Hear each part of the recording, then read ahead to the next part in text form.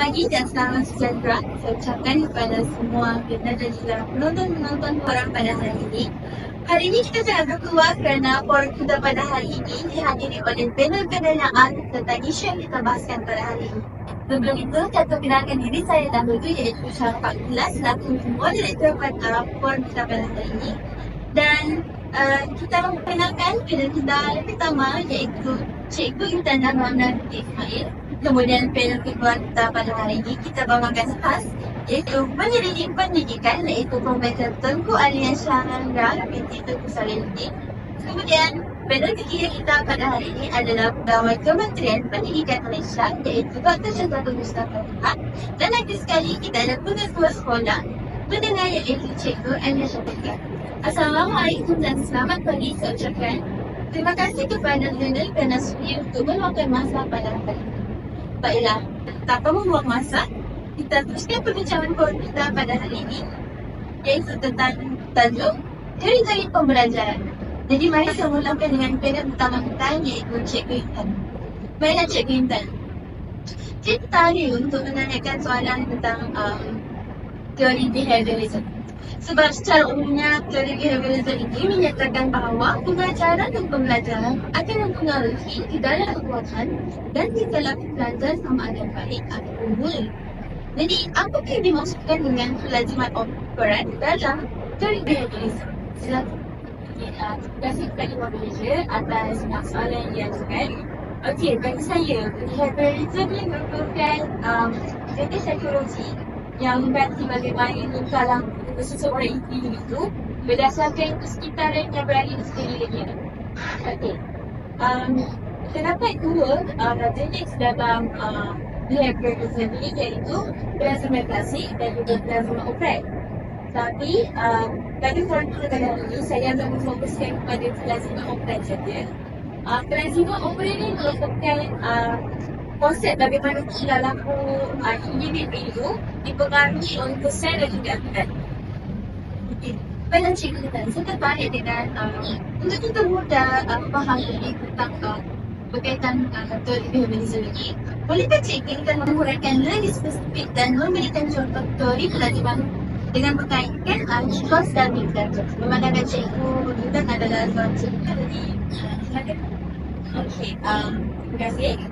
Okey, dalam pelajaran operan ini kita dibagi kepada dua juga iaitu operan dan juga peneguhan. Okey, apa yang dimaksudkan dengan peneguhan? Peneguhan ini merupakan akibat yang akan meningkatkan kemungkinan sesuatu dalam itu sendiri. Okey, peneguhan ini dia terdapat terbagi kepada dua iaitu positif dan juga negatif.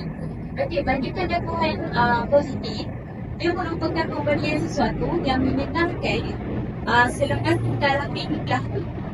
Okey, sebagai contoh yang saya boleh ambil dalam bilik darjah, seorang guru dia akan memberikan hadiah yang kecil ataupun pujian kepada murid jika murid dia dapat dengan sampai tugasnya.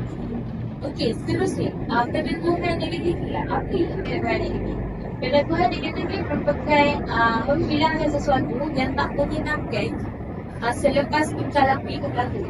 Contoh yang boleh diambil adalah seorang guru dia berhenti untuk membina kepada muridnya selepas anak muridnya membersihkan kawasan kelas di sekolah. Seterusnya kita pergi ke page yang kedua iaitu hukuman. Apa yang dimaksudkan dengan hukuman? Hukuman adalah akibat yang akan mengurangkan sesuatu tingkah laku itu. Okey, hukuman juga berbagi kepada dua iaitu hukuman positif dan juga hukuman negatif.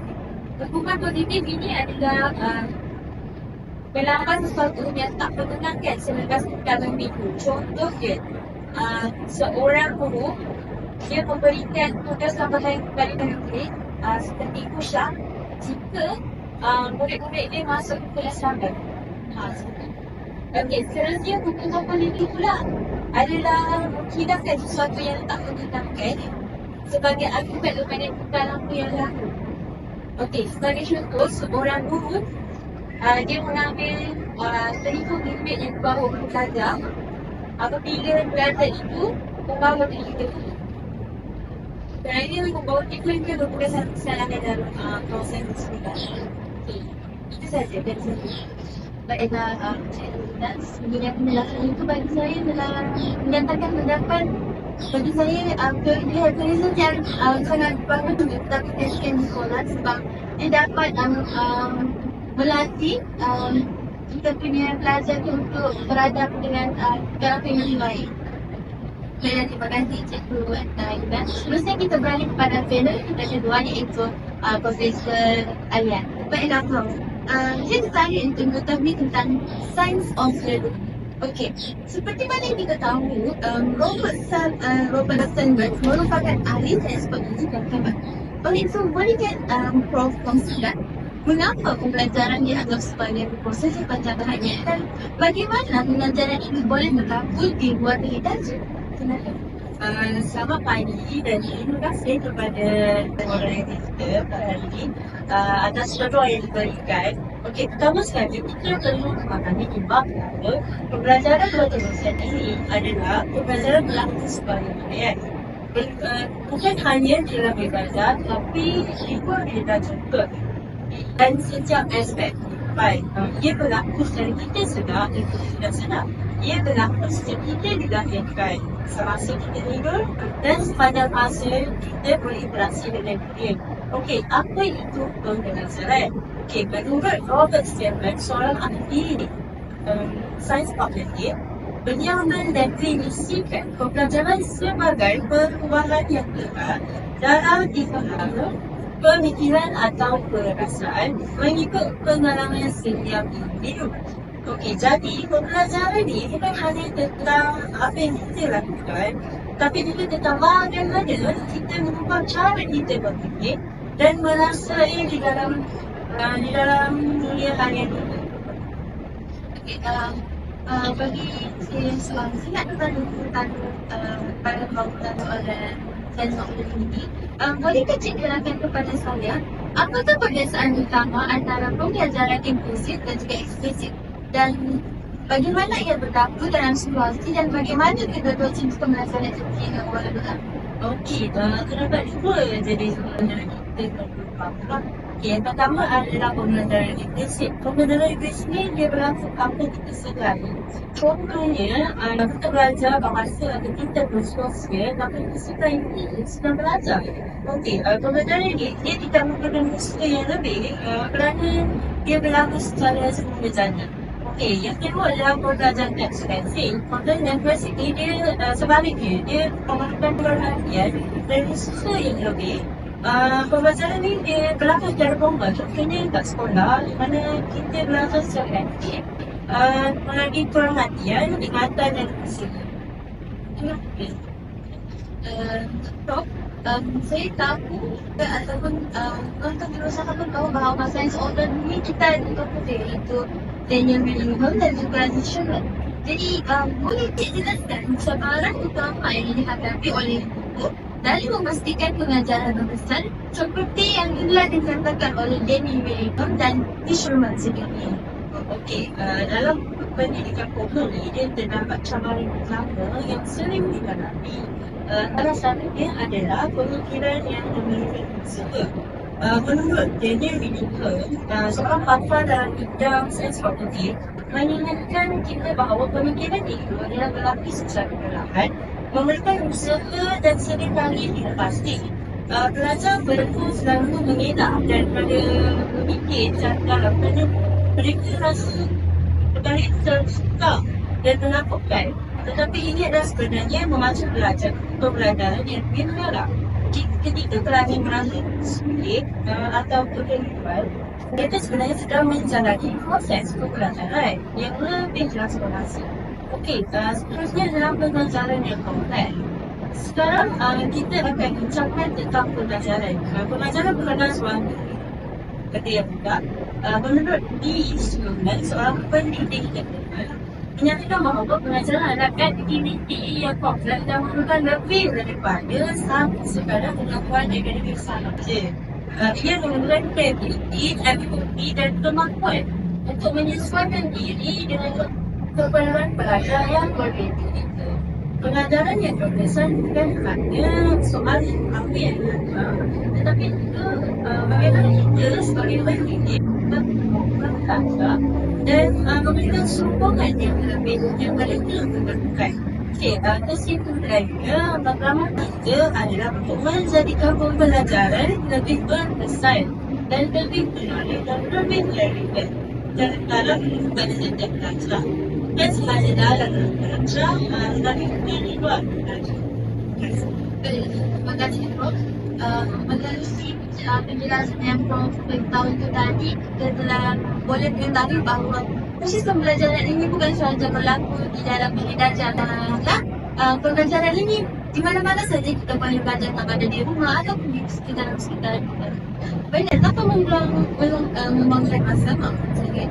Kita teruskan kepada panel kita yang ketiga, iaitu Dr. Rusna. Baik, Dr. Rusna. Seperti mana yang kita tahu, Dr. Rusna berada dalam bidang kementerian. Jadi saya tertarik untuk mengetahui tentang pendapat cik tentang teori konstruktivis, kerana seperti mana yang kita tahu, teori konstruktivis ini berasal daripada bidang falsafah yang telah digunakan dalam berbagai bidang seperti antropologi, teknologi dan bidang kesesaran ilmiah kependidikan.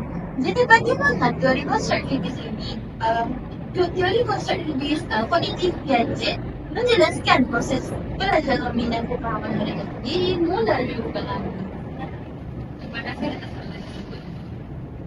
Mendefinisi teori konstruktivis kognitif Piaget, pelajar membina kefahaman melalui pengalaman mereka sendiri. Mereka bukan sahaja menerima pemahaman secara fisik, tetapi juga mencipta makna melalui interaksi dengan perciptaan mereka. Dengan konsep skemata membantu kita memahami bagaimana pelajar mengatur dan menyusun maklumat ke dalam hidup mereka untuk pembelajaran yang lebih bermakna. Doktor disebut tadi tentang konsep skemata itu. Okey, saya nak tanya soalan. Mengapa konsep skemata itu penting dalam pembelajaran dan bagaimana guru boleh mengaplikasikannya dalam pelaksanaan aktiviti pembelajaran? Konsep skemata sangat penting kerana ia membolehkan guru merancang aktiviti pembelajaran yang lebih relevan dan bermakna berdasarkan pengetahuan di area belajar. Dengan mengaitkan maklumat baru kepada skemata yang tiada, pelajar dapat menerapkan dan menguji pemahaman mereka. Misalnya melalui aktiviti, melalui perbincangan dan eksperimen yang lebih. Okey, Doktor.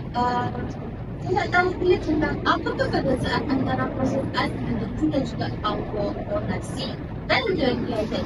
Dan bagaimana kedua proses ini boleh membantu pelajar dalam memahami maklumat baru. Seperti mana kita tahu maklumat baru itu adalah ilmu yang mereka pelajari ketika belajar. Proses asimilasi melibatkan proses mengintegrasikan maklumat baru ke dalam skemata sedianya. Kadang-kadang akomodasi memerlukan pelajar menyesuaikan atau mengubah skemata mereka bagi memahami maklumat baru.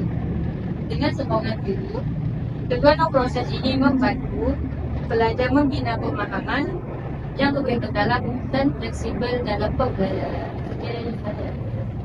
Terima kasih Doktor. Sebenarnya ilmu tentang konstruktivis ini sesuatu yang baru bagi saya sebab sangat asing dan jarang kita dengar sebelumnya.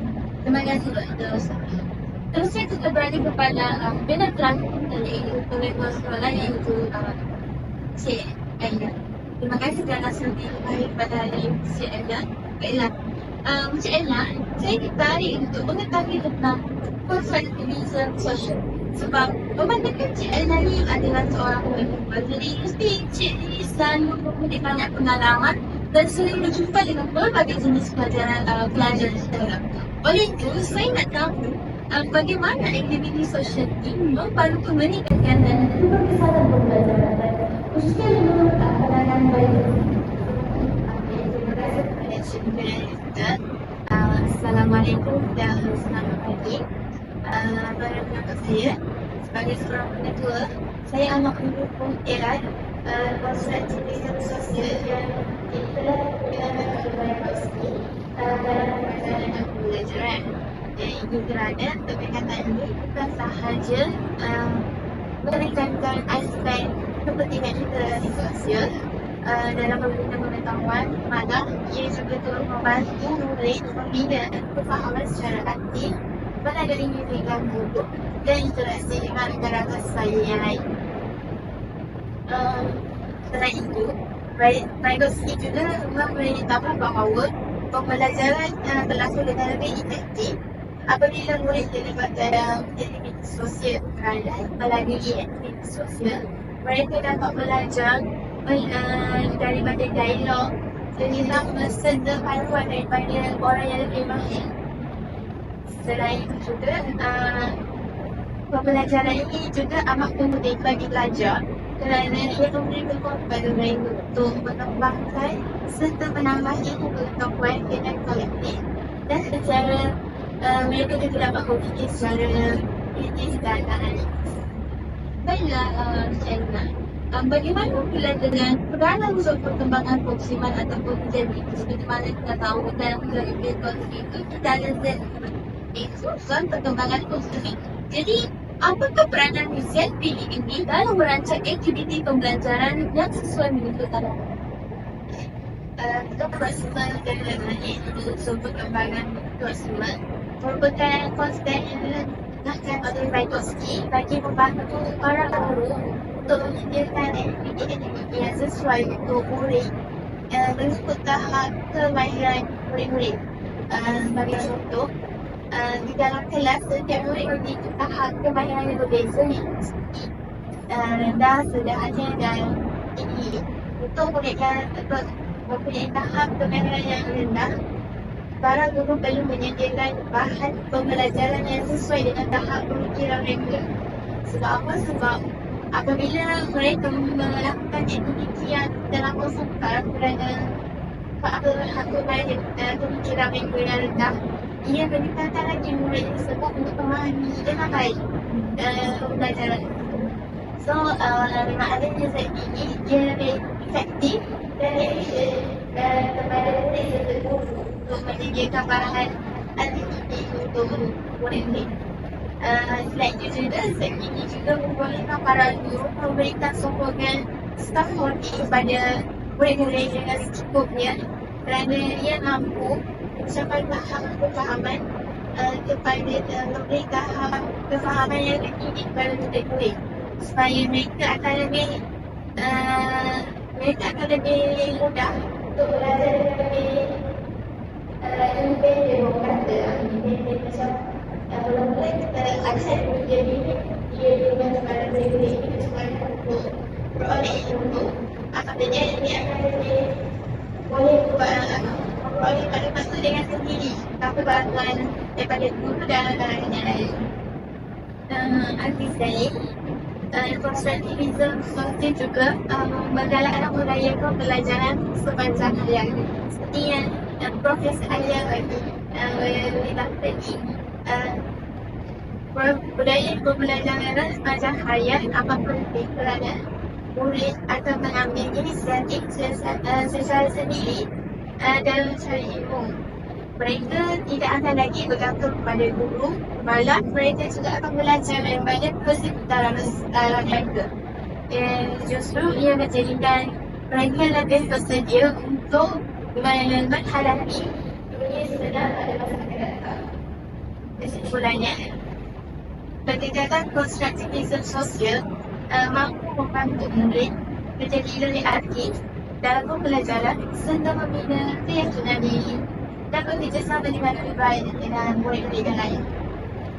Sebagai seorang ketua, saya amat menyokong pendekatan ini kerana ia dapat memperkasakan murid-murid dengan kemahiran dan nilai yang penting untuk mereka aplikasikan di masa akan datang.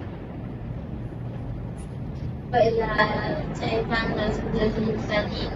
Baiklah, dengan berakhirnya penjelasan dari Cik Aina berkaitan konsep kisah sosial, maka berakhirlah sudah forum kita pada pagi ini.